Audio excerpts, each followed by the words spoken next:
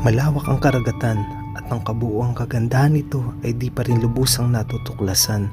Ang kalaliman ng mga bagay, buhay patungkol dito ay hanggang ngayon ay di pa rin naabot ang sukdulang hangganan.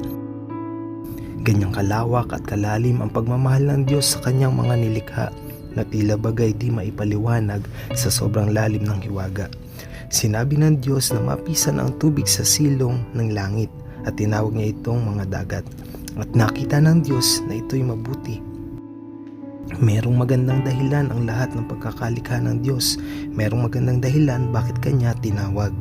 Kahit madalas tayo ay naliligaw sa lawak ng karagatan ng buhay na ito, may mga alon at daluyong na sa atin ay humahampas at dahil dito, madalas naliligaw tayo ng landas.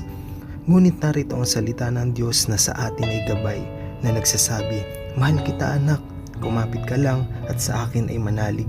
Buuin mo ang iyong tiwala dahil di kita pababayaan, di kita iiwan." Amen. But God has grace. May biyaya ang Diyos sa Kanya. Amen. Hindi niya man lubos na isip kung ano ang nangyari, bakit siya nandun sa loob ng tiyan ng isda. Pero pagmulat ng kanyang mga mata, nandun na siya sa gustong mangyari ng Diyos sa Kanya. Ginamit siya ng Panginoon, mga kapatid. At yung blessing na tanggap ng mga tao, hindi ang sumpa.